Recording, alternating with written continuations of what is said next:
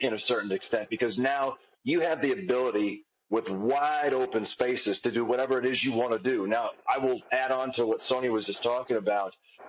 Be expecting things not to go the way you expect them to go. Right. Because this is going to be a completely new waters for these sharks to all swim in. And to that point, they can all hunt. And I want to see them all hunt, right? There is no preconceived notion. There is no glass ceiling. There is no limit on what any of these superstars can do. And I'm challenging all of them right now to go out there and do it. Don't wait for Sonya and I to come to you with a match. Make your intentions known. I respect Austin Theory. I may not like what he did or how he went about it, but he made an impact, and probably the biggest impact immediately on day one. And good to him. That's what I'm looking for. Awesome. 100%. Well, speaking of impacts, Sonya Deville actually made a big impact in something that we do here on The Bump. I know you guys dish out matches every single week, but we here at The Bump have a show where we give out awards. And I don't know if you know this, but Sonya won a Bumpy Award this year. She won Best Dressed of the Half Year. This is incredible. You actually shared that award with us, Seth Rollins. Again, Best Dressed of the Half Year. We never had a chance to give it to you, but we're glad that we can give it to you now. And we also want to give you the floor now that you're holding your massive Bumpy in front of the cast of The Bump, the fans. Adam Pearce, you have a little acceptance speech you'd like to give me right now. I just want to say, first and foremost, thank you so much. I'm going to dedicate this award to Prada and Diesel and Fendi, some of my favorites, Ferragamo as well.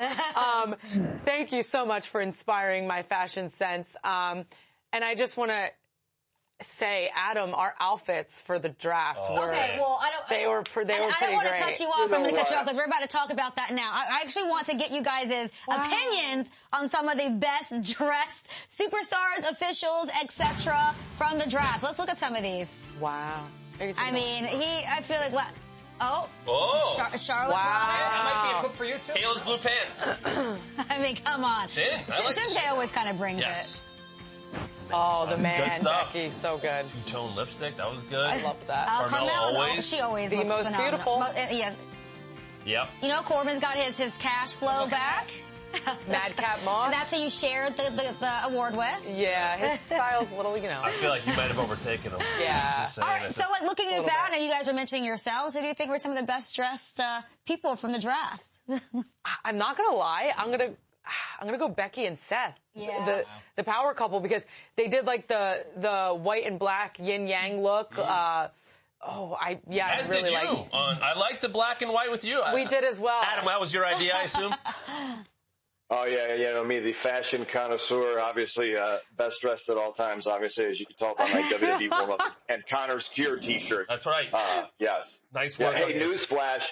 Newsflash. I am not the one who suggested the matching suits for the draft. I will leave that credit all to the stunning Miss DeVille. Good move. I texted him midweek. I said, all black suit, white tie. He's like, okay, got it. Actually, he responded, word. That's exactly what I said. Nice job. All right. Well, Adam, we really appreciate you joining us this morning, and thank you for all you're doing backstage every week. I know the superstars appreciate you, and we're looking forward to seeing the two of you work together more. They should. They should. I see a lot of grief on social media these days with us, Adam. I don't know what that's about. All right. Listen, I'll say it. I said it earlier, not to cut you off, Caleb, but I'm cutting you off. It's a blank slate, guys and girls. If you're upset with where you're drafted, the opportunity is yours. The sky is the limit. Make it the way you want it to be made. And Sonia, I'd like to see you stick that Bumpy in your carry-on bag on the way home. That's funny. All right, I'll try. Thank you so much. We'll see you soon. Thanks, Adam. See you guys. Take care. I mean, come on. I mean, what kind of morning show gets two big-time WWE officials to come on and give us some inside information? Not inside. A pretty good show. We learned some things there. I like that. It's always helpful. Nice to get in their minds why decisions were made. Yes. All right, guys, and fans of The Bump, this Friday, tickets are going on sale for some big-time shows in the month of December, as you can see right here in this graphic. While tickets for these events might be going on sale on Friday, we have some huge news. Anyone watching this show right now can go to Ticketmaster.com, and for the Edinburgh show, go to... I think we're going to have the URL here for an exclusive pre-sale opportunity with the password, The Bump. The password is The Bump. So that's right now. You're not going to want to miss this opportunity, being that this exclusive offer ends on Thursday night. Go to another device that you aren't watching The Bump on, and of course, get that pre-sale exclusive before it is too late. Use that promo code, The Bump. All right. Well, now this has been fun so far. We're about to bring on our next guest. He's worked very closely with you, Sonya, but someone over the past few years has been very closely with us too. Yeah. Best friend of WWE's The Bump. He's been on the show actually more than any superstar so far. And now he's making a big move over SmackDown, so I can hang out with him every single week. Drew McIntyre. Yeah. Welcome back to The Bump. As always, it's such a pleasure to have you on. Oh, good to be back. Forgot about the time difference in the East Coast. I moved to Nashville a couple of months ago, and thankfully somebody gave me the reminder text. I was getting worked on. Guy was beating the crap out of me, putting my body back together, so y'all got me off the hook. So thank you. Well, thank you. All right, we're gonna get right down to it. On Monday night, we saw you challenge Big E to a title match at Crown Jewel. Then we saw you guys team up to take down the former tag team champions, Robert Roode and Dolph Ziggler. And then we saw Big E accept your challenge. It was a big night on Monday Night Raw for you. So what are your thoughts coming off of such a big night? My thoughts are coming up for such a big night is I finally got my match once again for the WWE Championship. It's against somebody that I admire, respect, and has earned the right to be WWE Champion in Big E. And it's going to be a hell of a match, as Big E would say, two big men slapping meat. So I can't wait for that one. Well, Drew, you asked for it with Big E, and you ask and you shall receive. So let's bring us all back to that moment on Monday after that victory. Let's take a look. Hey, you want this so bad? Crown Jewel? You and me? It's on. I'll see you there. I'll see you at Crown Jewel.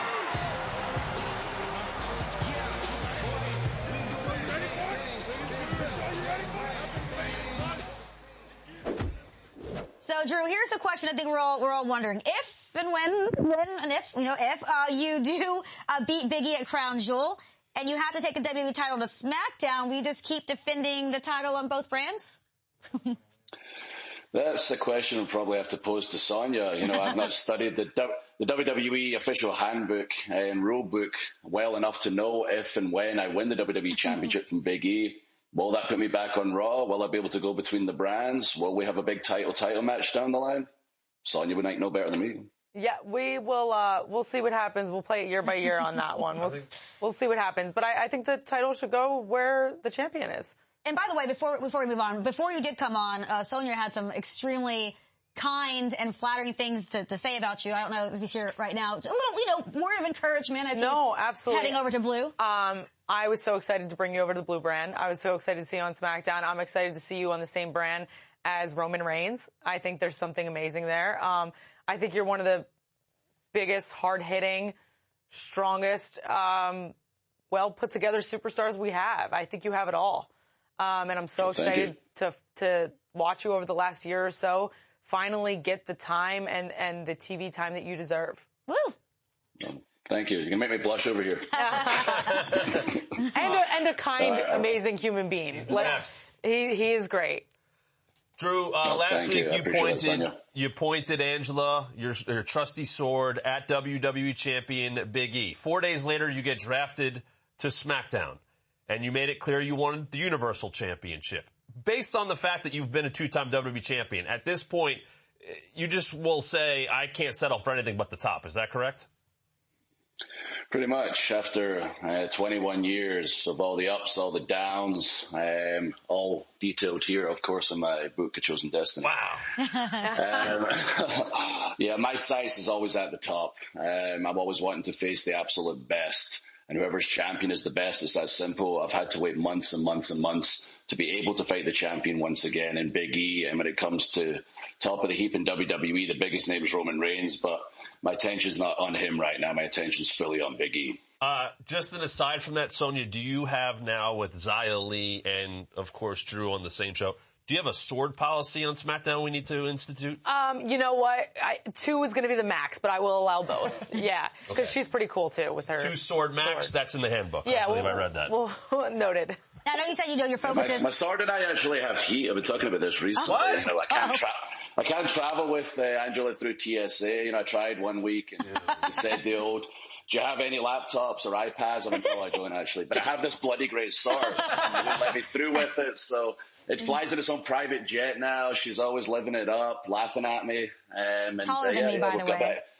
Got a bit of heat there, so maybe we're looking at a bit